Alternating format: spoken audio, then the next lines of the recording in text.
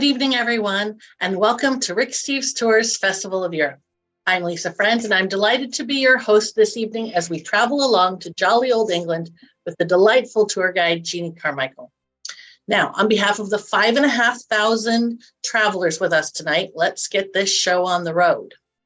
So who are we? You may know because you decided to spend your evening with us tonight, but we are about 100 people in Edmonds, Washington, north of Seattle, here at Rick Steves headquarters, and about 125 guides, mostly based in Europe. We work together to fulfill our mission, and our mission statement is, and I quote, "Our mission is to inspire, inform, and equip people to have European trips that are fun, affordable, and culturally broadening.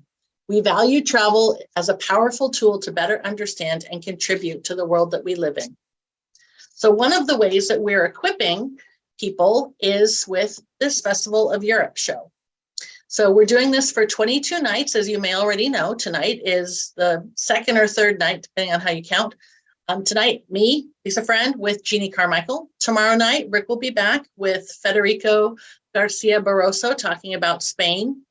And then the other thing that I want you to note is that on Mondays, we have a little combination of Monday Night Travel and the Festival of Europe. And that's when we're going to give away a seat on a Rick Steves tour. So every Monday, the 16th, the 23rd, and the 30th. So you'll want to tune in for that. Also, everyone is eligible for a $100 off coupon for a new booking. So if you haven't signed up for a Rick Steves tour and you need a little extra nudge, you can use this promo code and save $100 off per seat. And then this is our Rick Steves Europe tour world. These are all of the itineraries that we do in these wonderful squiggly lines. But tonight we're going to be concentrating on the best of England in 14 days with a wee bit of Wales, and the best of South England in 13 days. And then we also have a 1-week best of London tour.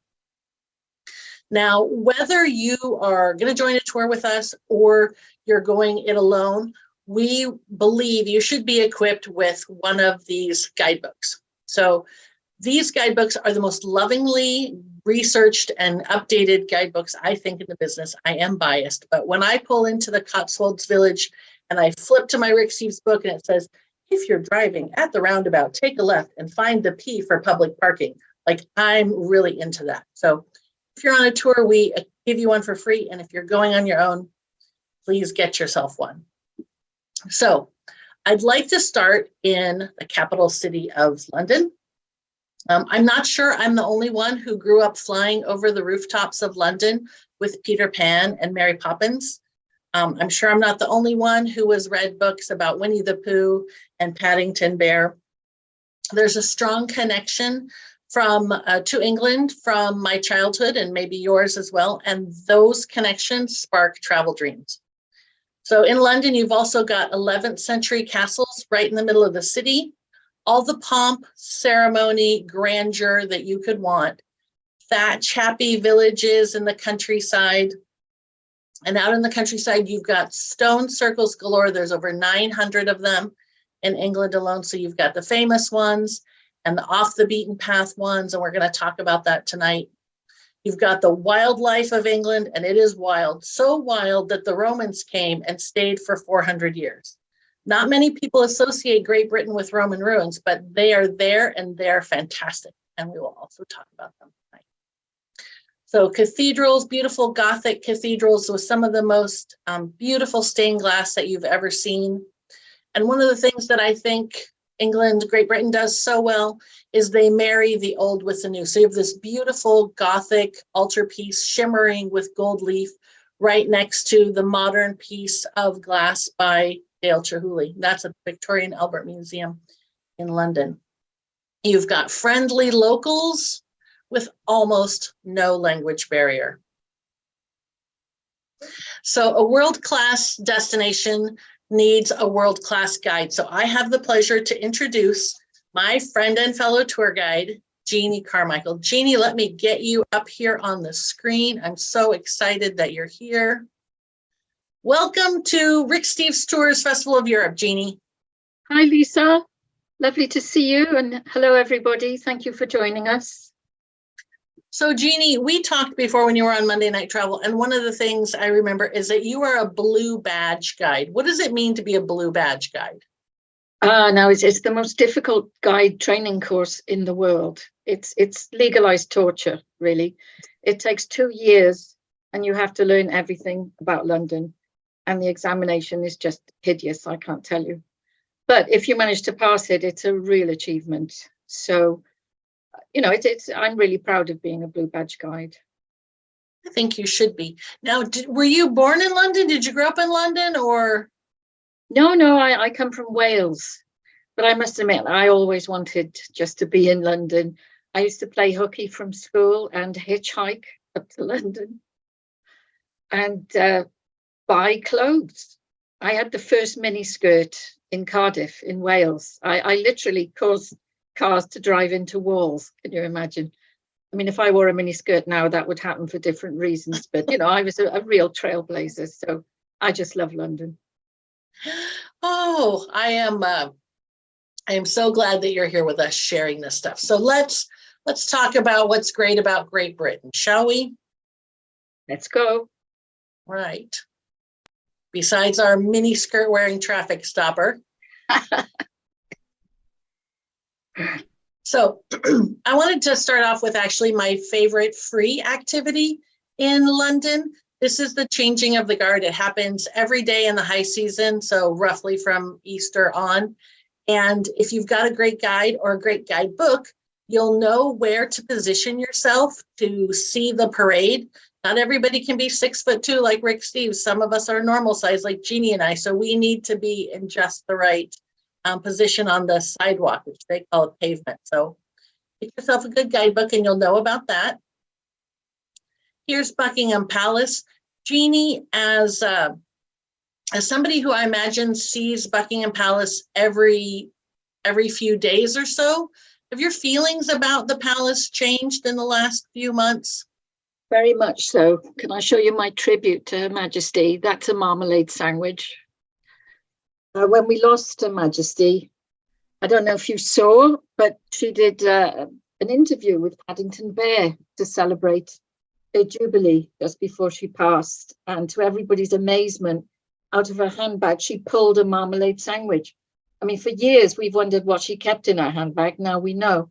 So after she passed, people left 1,000 Paddington Bears on the grass here and loads of marmalade sandwiches in tribute to Her Majesty and to Paddington.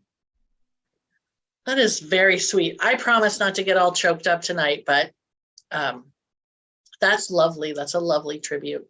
Mm-hmm. Another landmark nearby is the Houses of Parliament.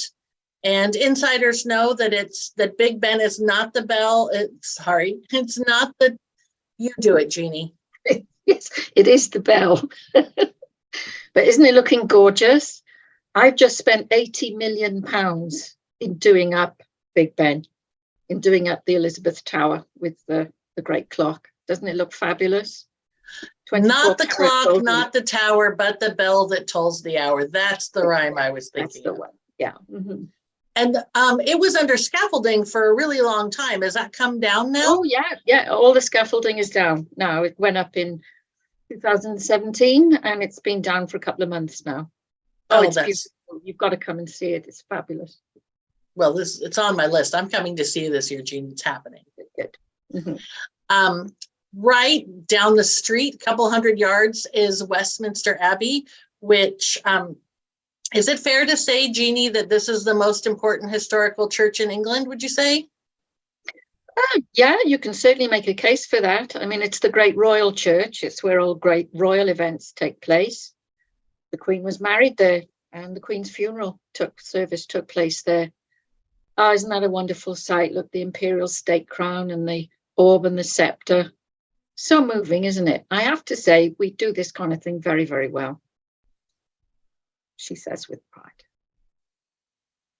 One of the things that I love about Westminster Abbey is the Henry VII Chapel, because you just don't see that kind of fan vaulting anywhere. It looks like lace to me, and I just am very fond of it. Yeah, And you know that we're not sure how they did it. Really? Yeah, absolutely. Yeah. Tell me more. We should look at this and be humble, because, you know, we can put a man on the moon, but we don't know how they did this. I mean, the greatest builder that we have ever produced, Christopher Wren, was asked, could you make a ceiling like this? And he said, certainly, just show me where to put the first stone. So this is all stone. It's not carved wood. No, it's all stone. Fantastic. Mm-hmm.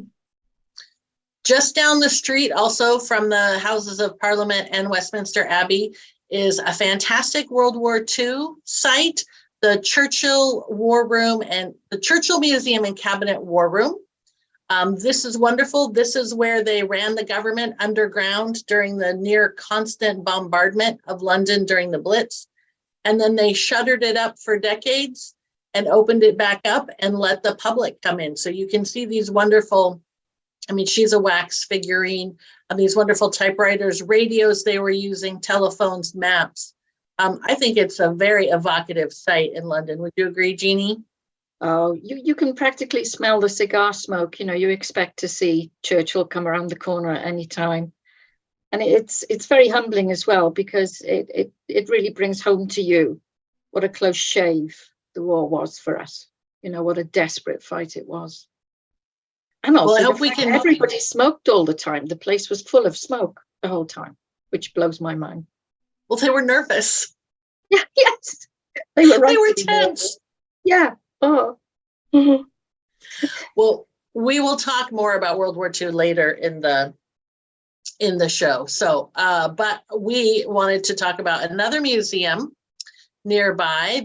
Well, it's not as close as the other one. It's not walking distance, but you can get on the tube and go over to the British Museum. And Jeanie, I was going to have you talk about the British Museum because you're quite passionate about it. Oh my God, yes. It's I think it's the best museum in the world.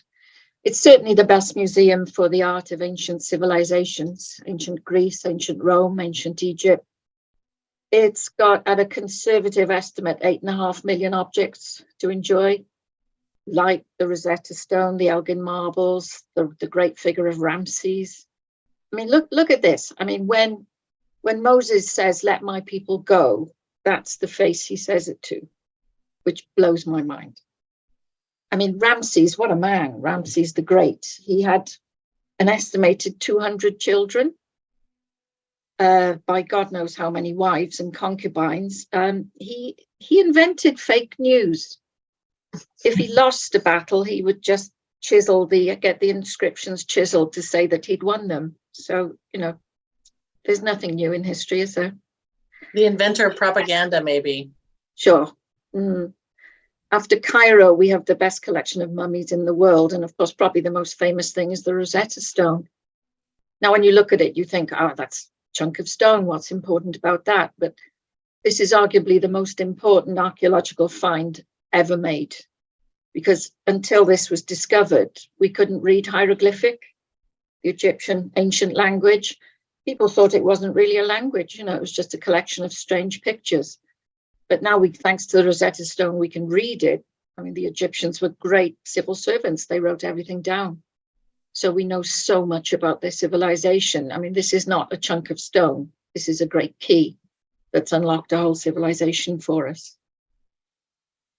Well, down the hall and around the corner is my favorite part of the museum. It's the George III Library, and it's the fantasy. Every library fantasy you've ever had with these beautiful books and hidden doors is down this hallway, but also then this fantastic, very precise copy of the Rosetta Stone. And you can, you know, if you're cheesy like my husband and myself, you get your picture taken next to it. But if you're really scholarly, I imagine it's magical feeling. I know it's a replica, but feeling those inscriptions on the stone, I think, is just wonderful. Mm-hmm. Yeah, well, it's good because you can get close to it and you can really get to understand it better. Another highlight, another important church in London is St. Paul's Cathedral, and it was built in the late 1600s by Christopher Wren, who we've already mentioned, and it's famous for its beautiful dome. The dome can be seen all over London, And Jeanie wanted to talk specifically about the dome. Sure. Well, it's one of the great sights of Britain. It's the second biggest dome anywhere in the world. Now, I'm sure you've all heard of the Blitz bombing of World War II. That was 56 consecutive nights of night bombing of London. Unbelievable. Can you imagine every night 1,500 German aircraft coming across the channel to bomb London? Now, Hitler wanted more than anything to destroy St. Paul's and the historical area around it. So on the 29th of December 1940, he ordered 300 enemy aircraft to attack St. Paul's. Now, the first wave of aircraft dropped firebombs onto that great dome. Can you see that the lead covering, that grey, is lead, and under the lead it's a timber structure holding the dome up? Can you imagine it would have gone up like a tinderbox? But those brave people, the fire watch, the volunteer men who stayed in the cathedral to save the cathedral, they would climb right to the top of the dome. Can you see that there are railings there, golden railings? Is it here? Can you see my mouse? There, yeah, 365 feet up. When they got there, they tied ropes around their waists and they rappelled down the dome with a stick in one hand and a bucket of sand in the other, because the River Thames had an abnormally low tide. They couldn't get water to put the fire out. These were fire bombs that the Germans were dropping onto the dome, you see. Magnesium inside them. When the bombs hit, they would explode, splattering molten magnesium to a 10-foot radius.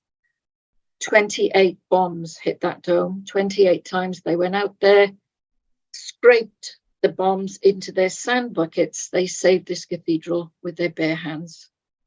I'm very proud to say my father was one of them. And you'd understand why St. Paul's is not just a beautiful building for us. It's a symbol of overcoming impossible odds. You can't defeat people like that. Their hearts are too big. Sorry, I always tear up a bit when I can't help it. Me too, but I'm so grateful for your father's work, and I'm grateful that you shared the story, because we don't have the ability to hear those stories, not an exactly eyewitness account, but secondhand. And so I think that's really wonderful. And I thank you very much, Jeanie, for sharing it. No, I wish I'd asked him more, but you don't, do you, when you're young?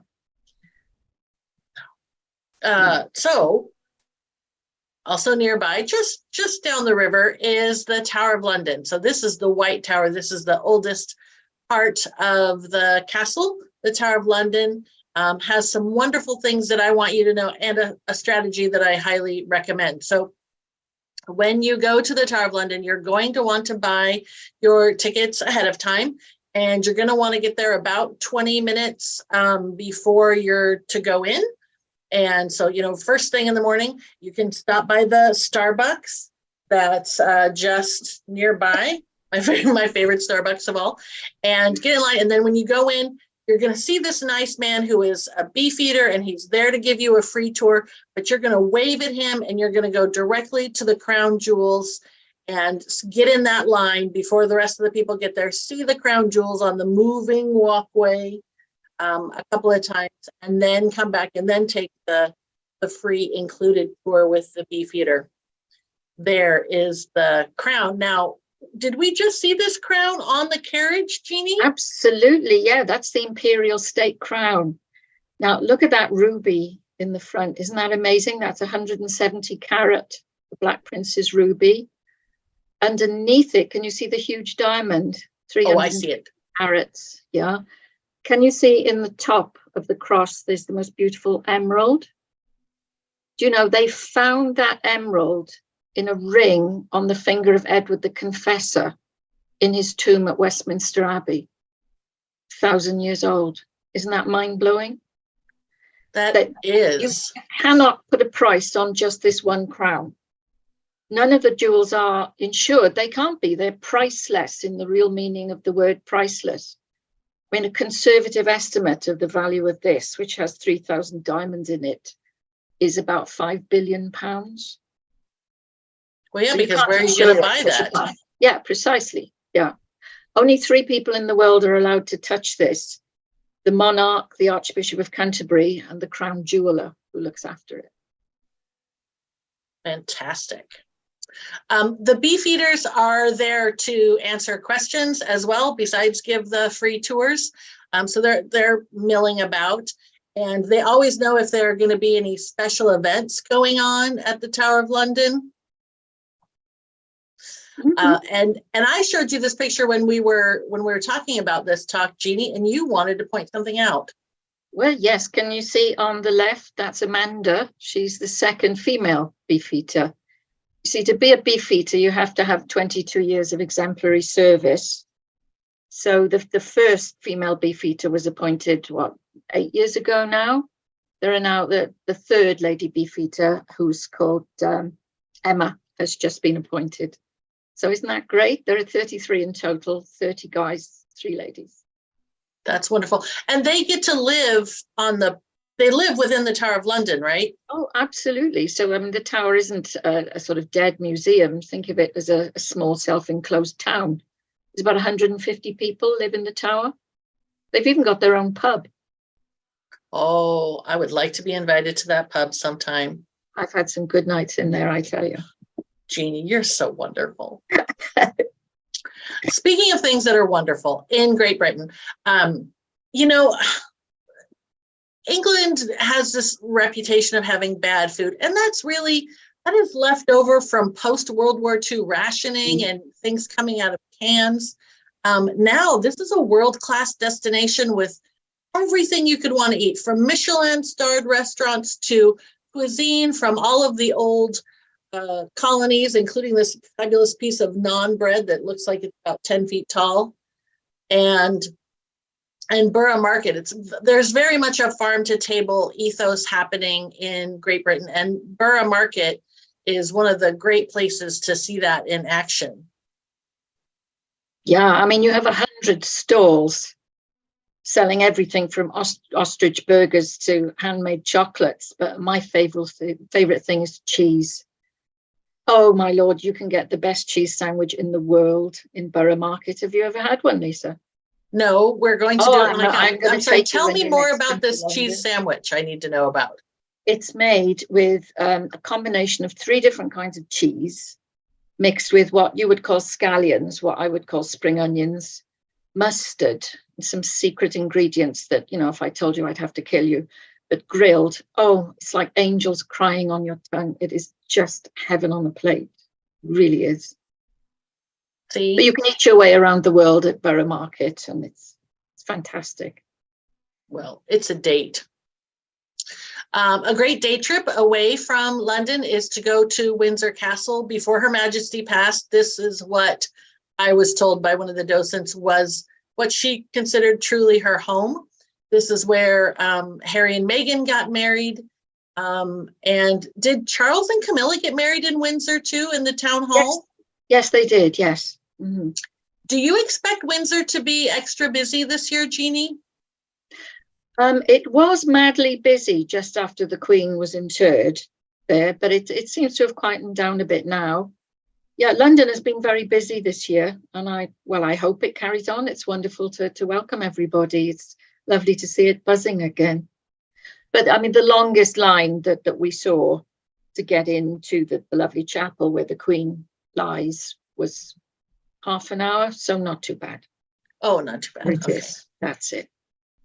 And a little hint is, if you didn't catch the changing of the guard in London at Buckingham Palace, they have a changing of the guard here in Windsor, and just be careful, because if you're standing in their way, they're just gonna buzz right over you. So yeah, it's a very up close and personal experience. Yeah, it's a perk of the job. They are allowed to trample you. So Jeanie and I both have a big affection for the theater scene in London. The quality is just as good, if not better, than Broadway. The prices are very reasonable. And I wanted to talk a little bit about ways to save money. So you can go to this ticket booth in Leicester Square and buy day of show tickets. It's usually some of the shows that have been running for a longer time. So I like to do both when I'm in London. I will book something from the colonies, ahead of time. If there's something really special that I'm looking forward to, I'll book that in advance. And then on my other nights that I'm just there, I will swing by the tickets booth and just see what's on for the day of the show. Do you have anything? Sorry, no, I was going to say I'm always horrified at how expensive theatre tickets are with you. I mean, I went online today to have a look, and you can get Hamilton tickets for £40 a day. And the pound is, well, I don't want to be rude, but the dollar is very strong against the pound right now. Isn't that true? Yes. Be gentle. Sorry. Yes. Another great money saving tip and cultural thing to do is to go to the Globe Theatre. So of course, anyone can go and see a Shakespearean play, but these people that are standing on the ground right next to the stage, they are called groundlings, and they only paid £5 to get in. So that's a great budget tip and a way to really see a play as it would have been in Shakespeare's time. And don't forget our National Theatre as well by Waterloo Bridge. They do day tickets, £12. I mean, I saw Helen Mirren for £12. Come on, kill me now. Wow. That's a great tip. Thanks, Jeanie. Mm-hmm. So even though London has a lot to offer and can certainly keep you busy for more than a week, it's time to head out of town, and we're going to head towards the south to Canterbury. Canterbury is famous for its tales and for its cathedral. And Jeanie, you told me you just discovered something about these stained glass panels. Is that true? Yeah, this is fantastically exciting. They've invented a new technique for analyzing stained glass. It's a special kind of spectrometer, whatever that is. They're calling it the Windolyzer. And they have realized that Canterbury Cathedral has some of the oldest stained glass in the world that dates back to 1130. Can you imagine? It's mind-blowing. It's so vibrant, the colors still. Yeah, they would use powdered gold in the glass. Powdered gold? Wonderful. Yeah, I mean, if you come on our tour, we have that. They take us to the stained glass workshop and explain to us all about, how these wonderful techniques for making this glass. Oh, it's fascinating. I heard that you take a little cage elevator sometimes up to the top too. Yeah, sometimes we go up to the roof, right up to the roof, and see where the stonemasons have done all the working. Oh, it's incredible. And you meet the modern stonemasons because the tradition is still there, 1,000 years later. That's important to keep those alive, because that's really the biggest problem with having so many of these ancient artifacts or very old artifacts, is that the people to keep them up, those trades are disappearing. So that's wonderful that you guys see the stonemasons. One of the other things that I think is really great about Canterbury are these beautiful half-timbered buildings from the 16th century, and they're along the river where you can also go punting. So it's not just Cambridge or Oxford or wherever. You can do that in Canterbury, and that's a fun and relaxing way to see town. And then near to Canterbury, Dover Castle looms over the town of Dover. It's a true medieval castle. They were sparsely furnished because the noble people traveled from castle to castle, so they didn't carry a lot of stuff with them. Everything had to be very portable. But they say that who holds Dover Castle holds England, because you don't know what I'm doing in this photo, but I'm actively trying to smell the camembert from France, which is only about 17 miles away. And this is where they ran the Operation Dynamo during World War II. And Jeanie, can you tell me more about Operation Dynamo?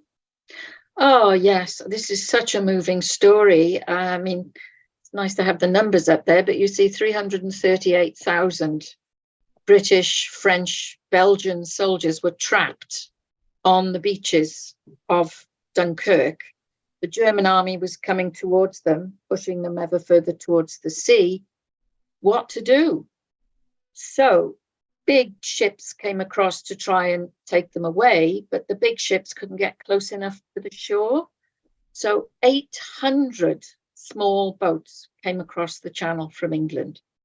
Yachts, power boats, fishing boats, lifeboats. 800 of these little boats came so they could go close to the shore take a few men off at a time and take them out to the bigger ships. Can you imagine all those men standing shoulder deep in the sea, being strafed by the Luftwaffe going over, waiting to be taken away? I mean, it is just the most incredible courage. It's been described as a miracle, but it's not a miracle. It's just sheer guts and courage. It makes me feel very proud, actually. One of the things that you've also mentioned to me, do you want to talk about this? I'm here for it. Yeah, I mean, this is the famous White Cliffs of Dover. See, the whole of England, southern England, is a chalk bed. So this is the edge of the chalk, bright white, as you see. So when we see the White Cliffs of Dover, it's home. Now, can you imagine those men coming back across the channel in those little boats, or the Battle of Britain pilots limping home after their bombing raids? They would see the White Cliffs and they would know that they were home. That's why these are so important, to the British psyche. And they're easily, I will be a little bit technical, and they're easily accessible for walkers. There's an entire long distance path that goes along the coast called the South Downs Way. I guess not the entire coast, but parts of it. And it's very easy for anybody to just grab one of these little trailheads and go down to the beach. So Sure. Easy to enjoy, really fond of it. Now, further west along the coast, you have the town of Portsmouth, which is famous as the home of the Royal Navy and its historic dockyard. And for all of you salty sailors out there and history buffs, this is the HMS Victory. This was the boat upon which Nelson was sadly shot at the Battle of Trafalgar. So you can climb all over that, visit that. What they also have nearby is the Henry VIII's ship, the Mary Rose. So this is from Tudor times, and it went out and sank, and it sat in the mud and the silt and was raised, I don't know, maybe 20 years ago. And they've been restoring it. And so you can visit that as well. Yeah, and the museum is unbelievable. We've learned so much about Tudor life because they found everything there, razors, pots of medicine, shoes. We've learned so much about just the little details of Tudor life from the Mary Rose. It's brilliant. I think it's great too. Yes. Nearby, the most famous of all of the stone circles, Stonehenge. This is about the time that if you were not doing this on a tour, you would want to pick up a car, because Stonehenge is possible to get there by public transportation, but it's easier with a car. And we're about to go through Dartmoor National Park. So this is another stone circle. As I said, there are over 900 of them. And you might go through Dartmoor National Park and see the ponies. And then, like I said, driving. I think that a lot of people are nervous about driving in Great Britain. And, I just wanted you guys to have a visual of what it actually looks like. This is a manual. You can get an automatic. They're a little bit more rare and they're usually more expensive. And for a long time, I was like, no, do the manual. Come on, we can do it. And then in Scotland, once they didn't have the car I'd reserved, so they gave me an automatic. And I was like, oh, this is so much easier. What was I thinking for all those years? So it is, but it is doable to drive in Great Britain.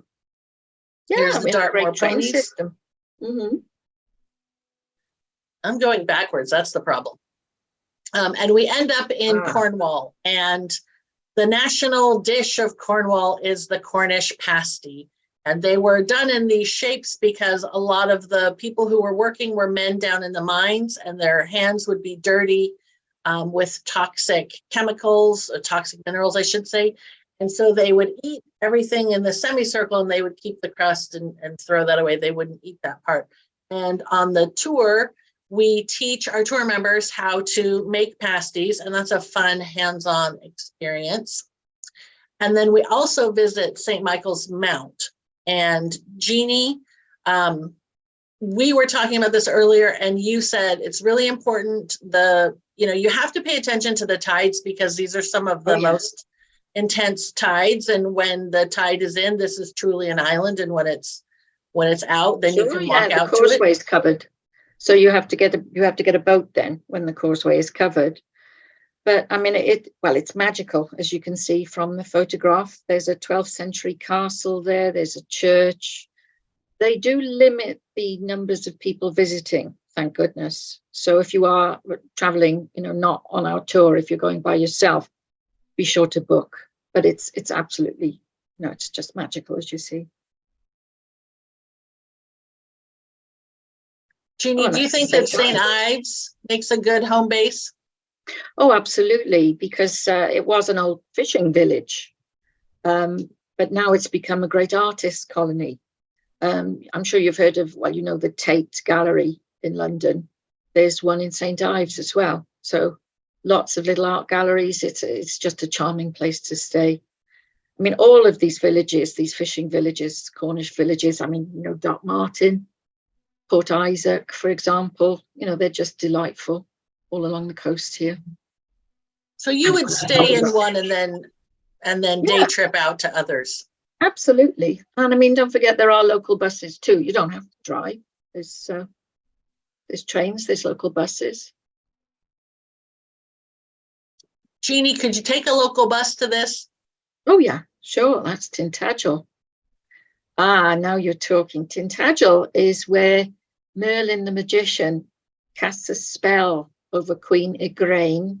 So she thinks another man is her husband, and it isn't. And that is how King Arthur was conceived. So this is where Arthur and the Knights of the Round Table all start out. This is where baby Arthur starts out as a twinkle in his daddy's eye.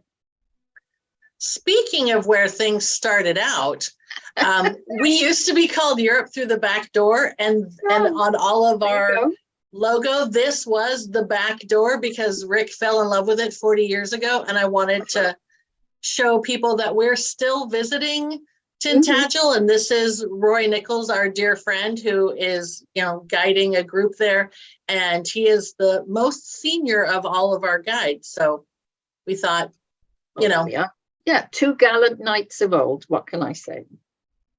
Perfect. Two knights I can't imagine.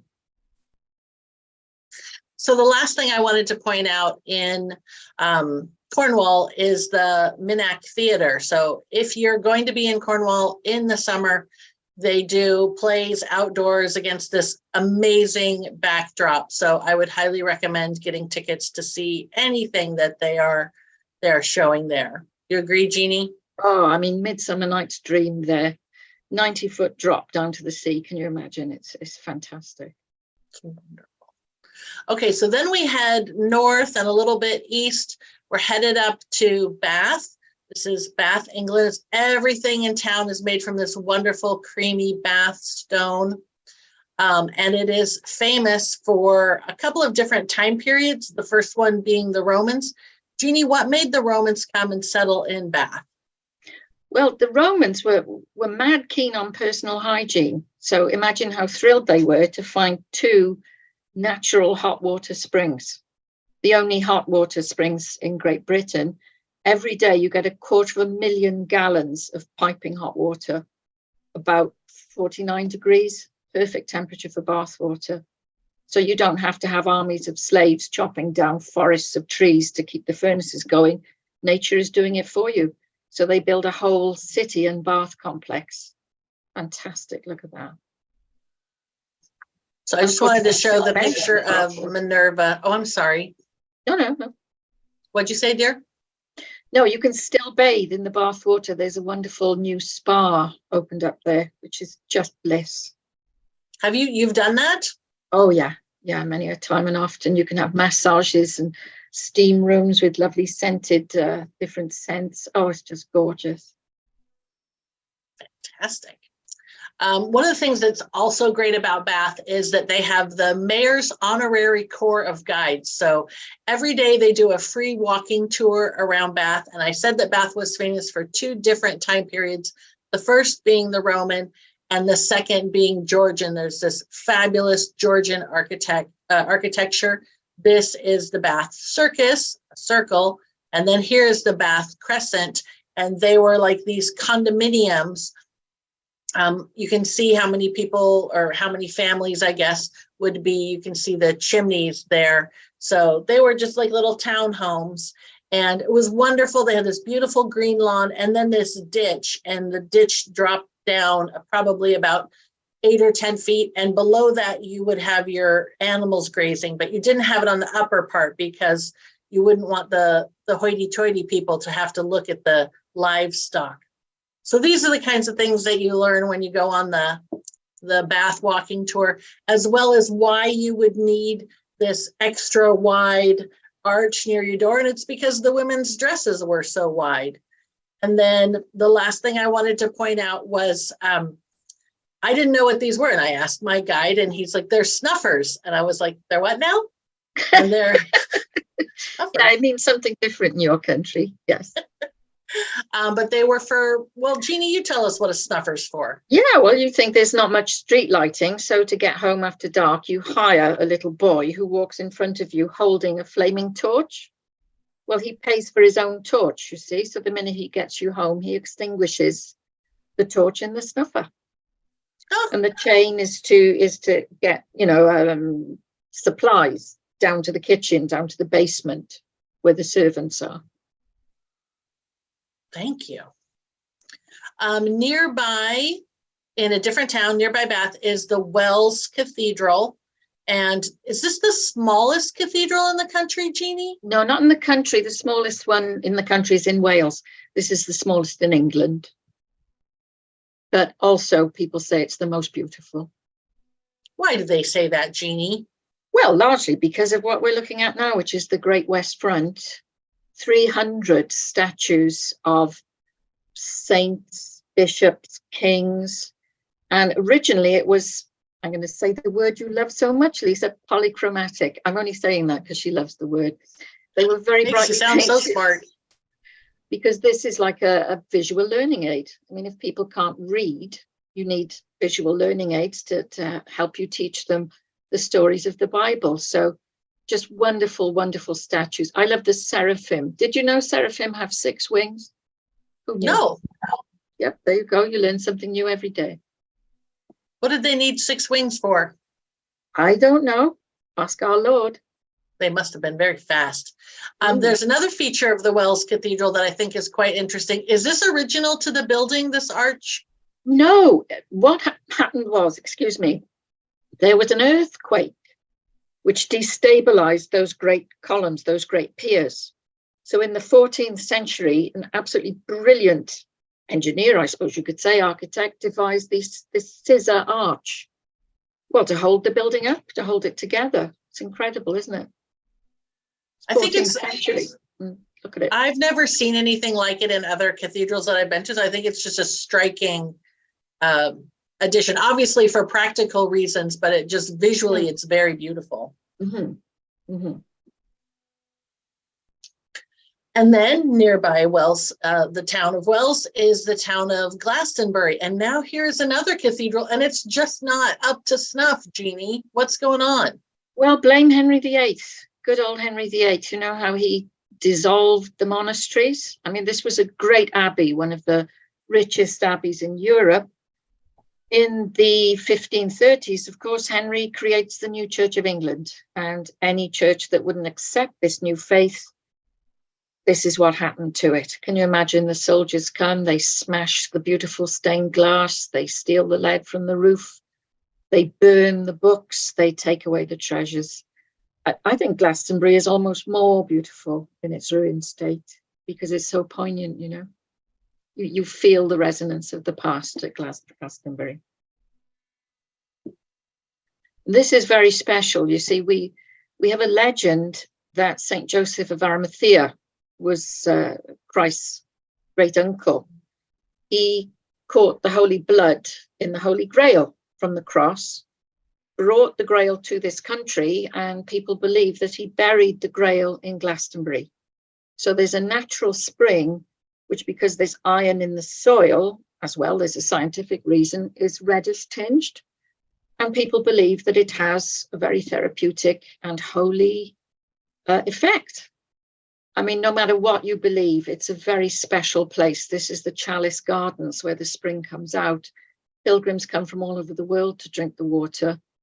And even if you're not particularly religious, it is it's a site of such peace wonderful. There is something very special there. It's one of my favorite places in England. I put this slide in for you because I know how you love a stone circle. Oh, yeah. Yeah. And this is the world's biggest stone circle, Avebury. I mean, some of these stones are 70 tons in weight. It's just unbelievable. There's a whole village inside the stone circle. It's mind-blowing. And then we are entering the region called the Cotswolds. Mm-hmm. And the Cotswolds are famous for their beautiful villages, mm-hmm. And the wealth from wool trade and sheep. And when the wool trade collapsed, this area, which doesn't have the greatest public transportation, I will say, mm-hmm. sort of became pickled in time. And so that makes it so charming for us visitors today. And I mentioned the South Downs Way.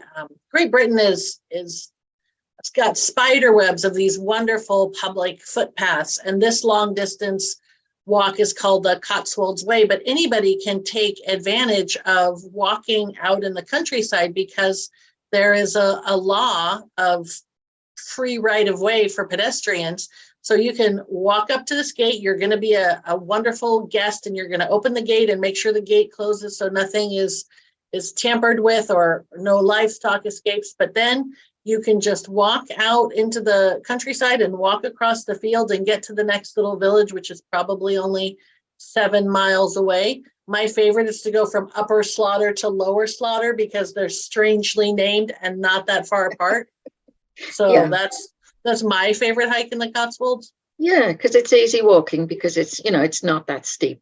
It's a nice, easy walk. It's about 100 miles. Thanks for giving my secret away, Jeanie, that I like it because it's not so I know, you just don't like a hill. I don't. So also in the Cotswolds, you have Blenheim Palace, which is the largest private residence in England. It's still owned by the family, the Dukes of Marlborough. So you can see that it is still a family home to some extent, as much as one can be when you charge people admission and have little velvet ropes. But you can see that the family don't you do that still. In your house?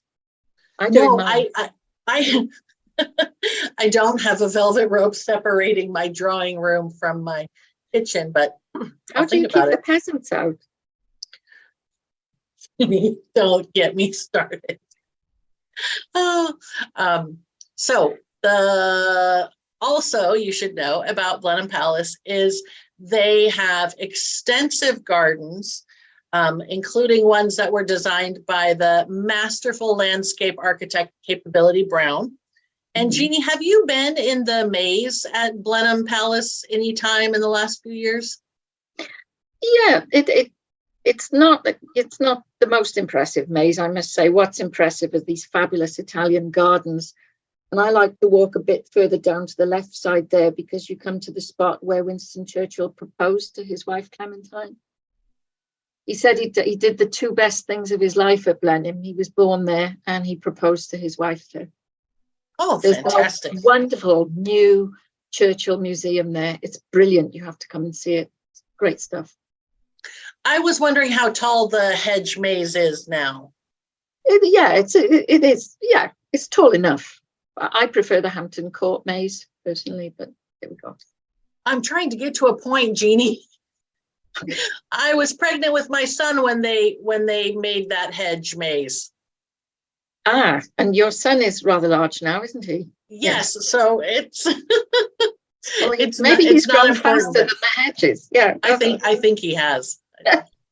All right, enough of that silliness. Let's go to Wales. We love Wales, don't we, Jeanie? Indeed we do. That's the Draigwch, the red dragon of Wales. Doesn't Wales have like the longest town name anywhere? You want me to do it? I do. Okay. Llanffair pwch gwyn gich gogwerich werin drogwyll Llantysilio go go go. Go go go. Yeah, you can tell I haven't been drinking. Yeah. What does it mean? Does it mean anything? Yes, it does. It means something like St. Mary's Church by the rapid whirlpool, by the hazel twig, by the da da da da da. Yeah, exactly. Well, that's very descriptive. Yeah, it tells you where it is basically. But the sign for the village is longer than the village itself. It's really funny. Well, the village that we stay in, on our tours, but also just that I would recommend if you were traveling on your own, is the village of Conwy, Conwy. Conwy has its own castle, and it's right there on the edge of town. And while you're in Conway using it as a home base, I would visit another castle that looks very similar because all of these castles were built by the same Englishman. This is Carnarvon Castle, and Carnarvon Castle is one of the most historically important castles in Wales because, Jeanie, why? Oh, sure. I mean, we have 600 castles in Wales. You know, we have more castles than any other country on earth per square foot, if you like. This one is the biggest, and you see the circle in the middle of the lawn there. That's where in 1969, the then Prince Charles was invested as Prince of Wales. And what is amusing, the previous Prince of Wales to be invested was 1911. It was his mum's uncle. Do you remember Edward, who fell in love with Wallis Simpson? Oh, David. Activated the throne, who was known as David by the family. Well, when he left the country, he took the crown with him. So they had to make a new crown for Charles. Which Did he never give it back? Well, they found it in his effects after he died. But by which time, of course, Charles had been crowned. William has announced that he doesn't want to be crowned. He doesn't want, because William is now Prince of Wales, you see. He said he doesn't want to be invested. So there won't be a ceremony for him. Okay, well, then we'll just keep going. Through Snowdonia National Park, which I highly recommend a visit. It's gorgeous. And then to meet the most famous farmer in all of Wales. You've met him, haven't you? Oh, many, many times. He's a friend. This is the lovely Gareth Wyn Jones, who is a force of nature. And I have to say, my tour members that I take to visit Gareth say that it changes their life because he is so passionate about the land that he farms. His family have farmed it for more than 300 years. And there are 3 generations of his family living on that farm still. And he feels so passionately about the responsibility we bear to the land. I mean, I've had to stop eating avocados because, of course, they're flown in to this country. Gareth says we should eat sustainably, we should eat locally. I love avocados. What can I say? It breaks my heart, but there we are. But I can eat lamb. And this is one of Gareth's sheepdogs. Now, it is amazing. He has an almost psychic bond with these dogs. He can get them to do anything. Those dogs can make the sheep do whatever they want, whatever Gareth wants them to do. It's brilliant to have a sheepdog display at Gareth's Wonderful. farm. Go online. He has a wonderful Facebook page. This is gorgeous. Also, yeah, go ahead, Jeanie. It's beautiful. This is in the Carnarvon Mountains. So it's a terraced garden, if you can imagine these beautiful terraces coming down. It's just blissful. I mean, no matter what time of year you go, if you go in May, this beautiful wisteria trellis. I mean, it's like drowning in gold. Can you imagine? It's just so beautiful. But whatever time of year you go, it is exquisite. So nearby, we've left Wales and we're now in England again, and we're in the town of Keswick, which is. Before we leave Wales, though, can we talk about? Do it, sister. Yeah, Welsh is a different language. You see, completely different language, and we have a different alphabet. We have totally different words, and my favourite word is cwtch, for which there is no English equivalent. A cwtch is a very comforting hug. If you're upset, you need a cwtch. And there's really no equivalent in England. Well, we must all go to Wales and get one immediately then. Absolutely, yes. Mm-hmm. So Keswick, very outdoorsy, sort of REI meets jolly old England. It's the heart of their fell walking sport. So what you do, I think, for a perfect day in in the Lake District is you take this boat about halfway around the lake, and then you hike back, or gentle walking can also be arranged. But that's a fun and outdoorsy and fresh air kind of thing to do. It's a kind of place that inspired poems by Wordsworth. And then yeah, and you also pass, because Beatrice Potter, of course, the great writer, would always spend her holidays there. You also see Mr. McGregor's garden, where Peter Rabbit went and stole all the lettuces. Is that near Keswick? Yeah, that's on the side of the lake. Yeah. Oh, on the side. Oh, Yeah, on that lake. Excellent. Oh, that's good information. Mm. Nearby, we reach the edge of the empire. We have Hadrian's Wall.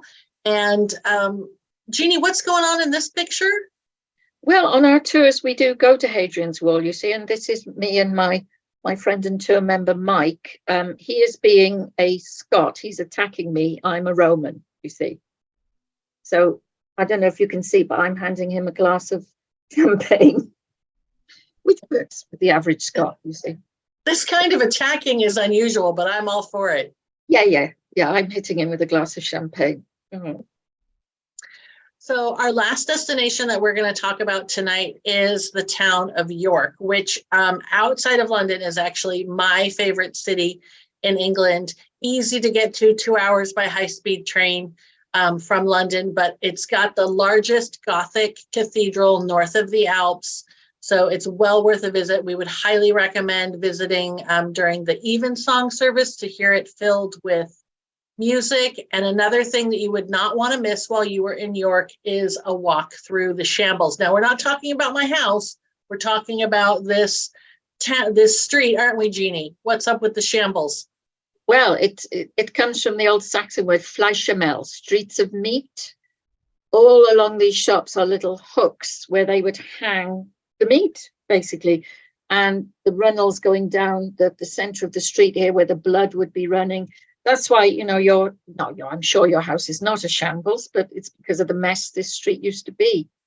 By the way, can I add about York Minster? There you see the world's biggest stained glass window, which we have just spent £12 million in cleaning and restoring. Can you imagine a window the size of a tennis court? Oh, it's the most beautiful thing that you can imagine. Is that the heart of York? No, that's the one on the west side. It's the east window. But well, if I spent £12 million restoring something, I'd want people to come visit it too. Precisely. Mm-hmm. Thanks for letting us know about that, Jeanie. De nada. Other wonderful things to do in York. There's a great railway museum for anybody who is interested in trains. It's never usually crowded. It's a great visit, especially if you have a rainy day. And something that I think doesn't get enough press in York is the fact that York is a walled town or partially walled town. So you can go out and walk along the walls, which I would highly recommend. I do love a free activity. And make sure, a couple of last pieces of advice from Jeanie and I, make sure you go to a pub. It's short for public house. You don't have to be a big drinker. If you are not into beer, I'm not really into beer. I like cider, so every pub is going to sell a cider either in a bottle or from the tap. They're delicious. But if you don't drink it all, that's okay. They're going to have coffee and soft drinks. And when you are at a pub, if you are standing at the bar, like these gentlemen are, they're very social. You can see that. And if you're sitting at a table, that's sending the signal that you're not really there to socialize. So you want to, if you want to meet people, then you stand at the bar. Oh, yeah. I mean, it's hard to be lonely because you go to a pub, hover by the bar, and somebody will chat to you. I mean, you can take your baby into a pub. You can take your grandma into a pub. Ladies, you can go to a pub by yourself and just chat to people. I think they're very important socially. And thank you for adding that about women being able to go by themselves, because I think that's something, travelers want to know about. And some of the pubs are, architectural gems in their own right. This is a pub that used to be a bank building, so it's quite ornate. Mm-hmm. And then the last thing I wanted to talk about before we wrap up is I wanted to say you've got to do an afternoon tea when you go to England. It is actually a rule. And you can do it here in York at Betty's. That's a great place to do it.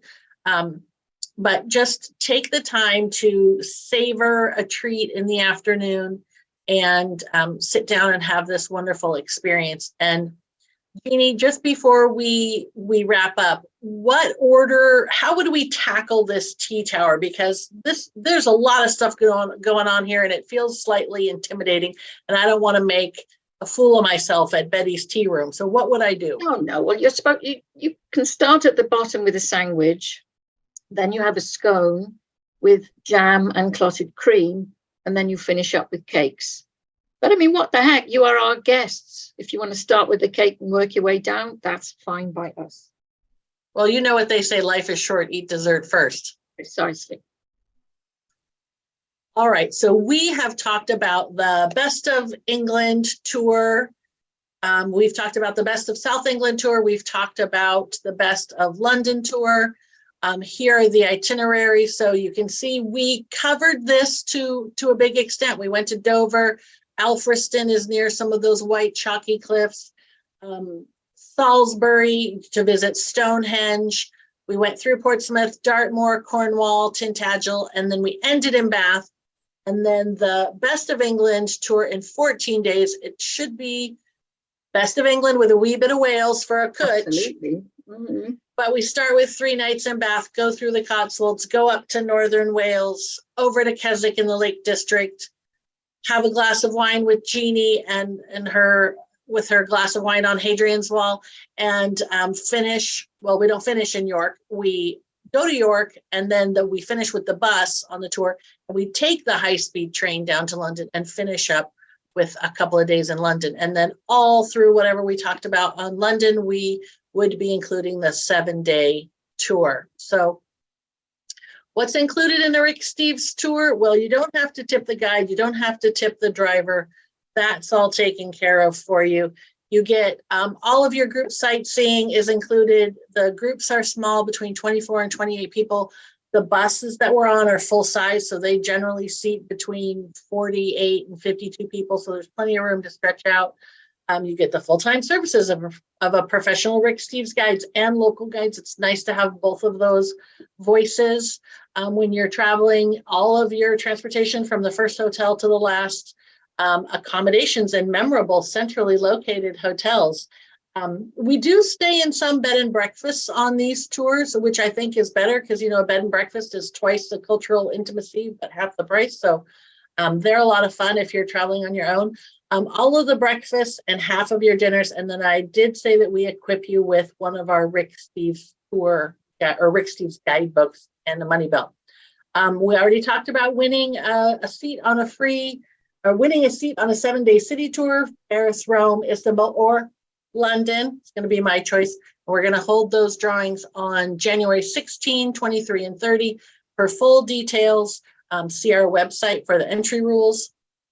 And I mentioned that with the promo code, if you have not signed up for a Rick Steves tour yet, and you would like to, please use the promo code FEST23. So new bookings only, save $100 per person. And then tomorrow night, Rick is going to be back, and he's going to be talking about Spain with Federico. And from all of us here, we are so happy that you chose to spend some time with us. But don't leave yet, because we're gonna stop sharing this screen, and we're gonna do some questions for our friend Jeanie. Are you ready?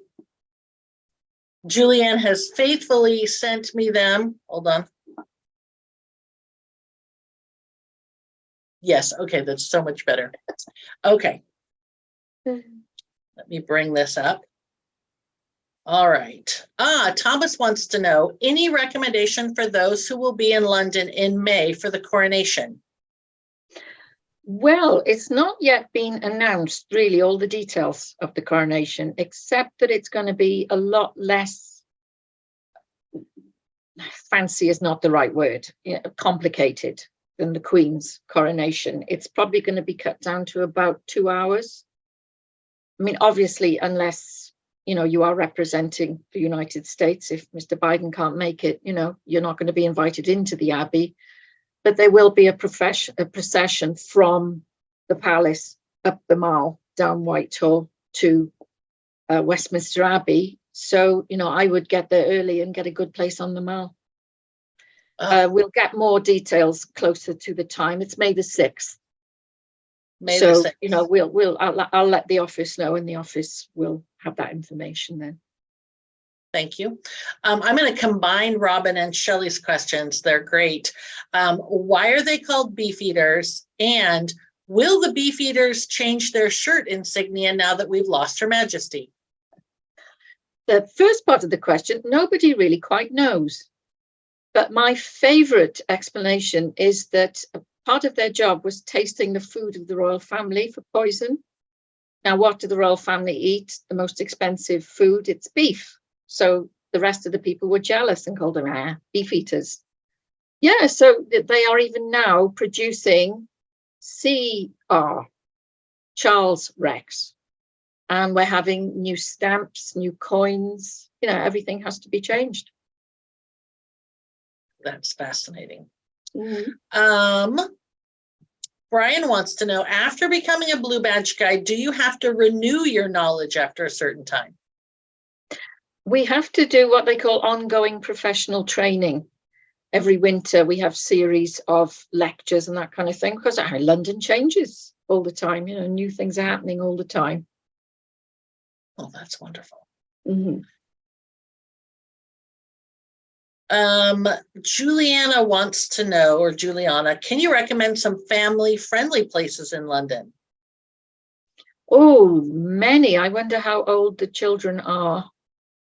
Yes, I don't know that, but I will just add that I took my kids when my daughter was 2 and my son was 7. That was the first European family trip we took, was to go to the Cotswolds in London, and just a fantastic place to take kids. Sure, I think kids absolutely love the Natural History Museum because there's the most fantastic dinosaur exhibition there. They've even got life-size working models of T-Rex that rear up and lunge for you. It's fantastic. Kids adore that. The Science Museum is fantastic for slightly older children, I would say. Greenwich is a wonderful place to take children. There's so much in London. How about the Toy Museum for little ones? We have 250 museums, so there's going to be one that suits you. And I would also say a lot of the museums are free. Oh, most of them are free, yeah. Oh, that's fantastic for somebody trying to take a family. Yeah. Oh, sure. And my kids really liked the British Museum because in that George III library, there were docents who were actually bringing artifacts out that they could touch, and bones and stones and all kinds of things. So they really liked that. Yeah. And just the parks. There are so many parks in London. Oh, London is nearly 50% park or garden. We're the greenest city, certainly in Europe, arguably in the world. I mean, that is one of the great treats of London. Why not take them to the fantastic children's playground in Kensington Gardens, which is done like Never Never Land. There's Captain Hook's pirate ship. There's Tiger Lily's teepees. Oh, it's just lovely. There's so much in London for kids, really. Sort of. Of course. Pardon? And teenagers, it depends on the age, really. Well, I was talking to you about bringing my daughter Nora there because she loves the theater so much. So, yeah, I think there's so much to do in London. Doc wants to know the sort of segues. What are some of the prettiest green spaces in London, and do we visit them on tour? So thank you, Doc, for being on tour. Let's hear about these green spaces, Jeanie. Oh, yeah. I mean, well, we've seen Bodnant Gardens, haven't we? I mean, you don't get much greener than that. I mean, if we're talking about the London tour, you have some free time and you have magnificent parks. One of my favorites is called Holland Park. I love it particularly because when Charles was Prince of Wales, he teamed up with the Prince of Japan, and they've made the most perfect Japanese garden. And when I say that, they're not there with their shovels. Japanese gardeners came over from Kyoto and worked with English gardeners to produce this fabulous Japanese garden, which is just bliss. Okay. Kew's the best botanical garden in the world. And it's like a museum of rare plants because, I mean, we've always had bonkers explorers, have gone around the world and smuggled back. I mean, sometimes, can you imagine they would smuggle seeds in their trouser turnips? So there are plants and trees at Kew that have died out in their own countries. So it's like a living repository of nature. It is mind-blowing. You have to go and see Kew. So that's Kew Gardens, just for people. It's KEW, and it's about 40 minutes outside of London. On the tube, it's easy to get there. Really easy to get there. Mm-hmm. All right. This is let's do this as our last question. Jessie wants to know, what do you enjoy most about showing England to tourists? Oh, that's a tough one, because that depends on the group, what their interest is, the time of year, the weather, all that kind of thing. I think what I enjoy is the incredible variety and detail, because it doesn't matter what the interests of those people, particular people are, there's always something, be it history, be it royalty, be it gardens, be it literature, be it theatre. There's just something for everybody. I agree. It's why it's my favorite city. Mm-hmm. Well, Jeanie, country. No, Yes. I'm going with city. Okay, don't get me in trouble with other countries that I love. But London is, as a tour guide for many years, people have asked me, like, what's your favorite place? And I have different answers, different countries, different things. But London is my favorite city. And so I hope that you all enjoyed the information that we gave you tonight. If you need more help, you can always email us at rick@ricksteves. If you want to go on a tour, we would love it. Maybe Jeanie would be your guide, and that's tour@ricksteves.com. I would like to thank you very much, Jeanie, for joining us. Not at all. Thank you for inviting me. And thank you for listening, folks. I hope to meet you someday. So thank you very much, everyone. We will see you tomorrow with Rick back with Federico talking about Spain. Good night.